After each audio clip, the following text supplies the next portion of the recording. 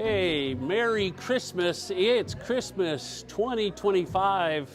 Hard to believe we are back here celebrating Christmas in a big way with all of the families behind us. And we appreciate so much our partnership with Traders Point, who is helping make our Christmas store the biggest ever. Today, Saturday, Monday, we'll have over 750 volunteers. 2,600 kids will get Christmas, and we are so thankful that we can do that, and it's because of partners like Traders Point and others who collect toys and share them with us so that we can share them with families. An exciting part of it is each year we ask our families to donate $5, and this year we took that money, we've already sent it to the country of Croatia, where missionaries are providing Christmas for Ukrainian refugee kids. That's a great partnership, but it's a lot happening here, and we are so excited. 2,600 kids, biggest ever. The parents come through, as you see, select the items they want, and then they get to have volunteers help them wrap the gifts. And the gifts are from mom and dad, not from us. And so this is a store about parents. We know that they are critically important, and so yesterday on Thursday, the whole building was reset so that today, tomorrow, and Monday, parents can come in and be selecting. I'm excited because I have a very good friend from the United Way, the head of United Way in Central Indiana, Fred Payne. Fred, it's good to have you here. Thanks, Jay. I appreciate you having me. You know, Fred, you're very busy as well this time of year. Tell us just a little bit of the focuses that United Way has right now. Well, right now our goal is to make sure that we are itemizing and understanding the resources that we have to go into next year so we can distribute those resources back into the community. So right now we are focused on the things that we know in 2026 that are going to be important. We're still going to need resources to help people with food insecurity, resources to help people with shelter, and resources to help people just continue on with their basic life challenges. Specifically, you know, with our Winter Assistance Fund, that is an area that we know that this time of year is important for people. Being able to keep their utilities on and making sure that they have the resources necessary. We all experience the challenge of going to the grocery store. Inflation is real, and our families get hit. You and I maybe cut back on one less meal out or something, but for our neighbors, they have to make tough decisions. Tell us a little bit about the research about ALICE, and what does ALICE mean? Sure, good question. ALICE is an acronym for Asset Limited, Income Constrained, but Employed and Employed Individuals. These are our neighbors who are working, but not necessarily making ends meet. So when we talk about the ALICE population, we're actually talking about our working neighbors who just need a little bit more to make it through the month. There's more month than there is money. And so throughout Central Indiana, there are about 244,000 families that are considered in that area of ALICE and poverty. And so what our goal is at United Way of Central Indiana is to make sure that we are helping people to live the lives they're capable of living. And Jay, you may ask, well, what does that mean? That sounds kind of broad and lofty. Well, we believe that when people have barriers removed, they're able to live a little bit more freely. And when all barriers are removed and they're able to end up living without having to worry about where they're going to get a meal, they know what they're going to get, when they're going to get it, and it's going to be enough. They know where they're going to lay their heads, and they know that it's going to be there day after day or night after night, and they're not worried about having a heated place. That's helping an individual live the life they're capable of living in that moment so that they can think about the future, because the basic needs have been taken care of.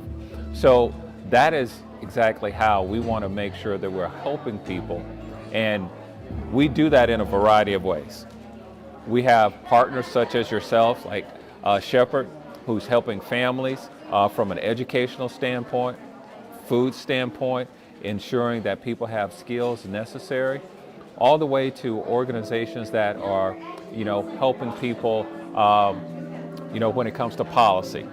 We want to make sure that we're at the State House working on systemic issues as well. And so all of those things play a part of our ecosystem of trying to help people distance themselves from poverty. And we want to make sure that we're doing everything that we can to help. Yeah, I like to say we don't want our neighbors to think poverty is a destination, but just a point along their journey. Great.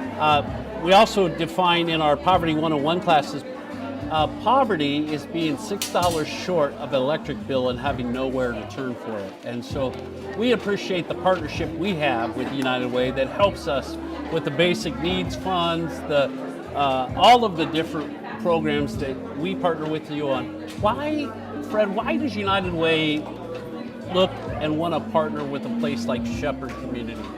Well, actually it goes back to the founding of United Way.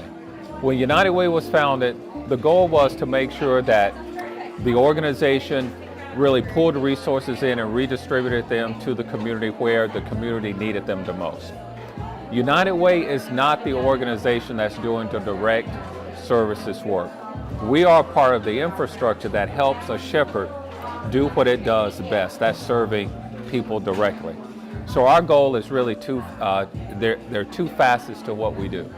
One, our goal is to make sure that the not-for-profit human services sector is stable and strong. And the other one is to make sure that we're having impact through our partners in the community.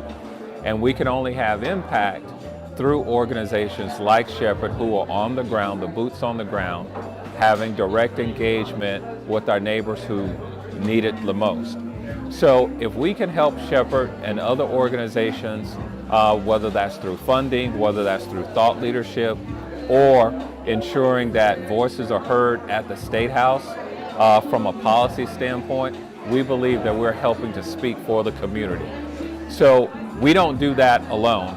And we know that all of our communities have unique challenges, and we need organizations within each community that is addressing the acute needs for that community. So for example, you may have Shepherd here, but if you go to one of our other counties that we serve, maybe Boone County, we may have the same need, but the approach to addressing that need and making sure that the community has what it needs may be a little bit different.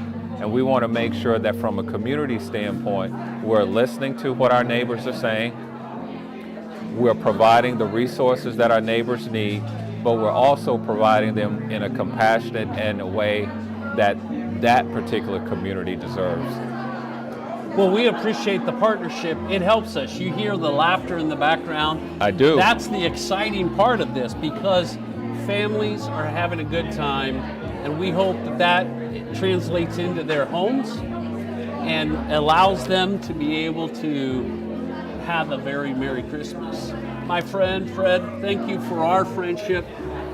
Appreciate you. Thank you, Jay. Thank you for your leadership for our community. And to everyone here who's joined us, thank you. And we hope you have a Merry Christmas. You can go to our website, shepherdcommunity.org, or wherever you get your podcast at Breaking the Cycle of Poverty. You can hear more about things happening here. We look forward to seeing you in January. It's hard to believe, but up until midnight on the 31st, you can make a donation in 2025 to help us start strong into 2026. And like I said, if your employer is part of the United Way, support them. They're great partners with Shepherd Community, doing great work. We're glad to be on the same team. Merry Christmas.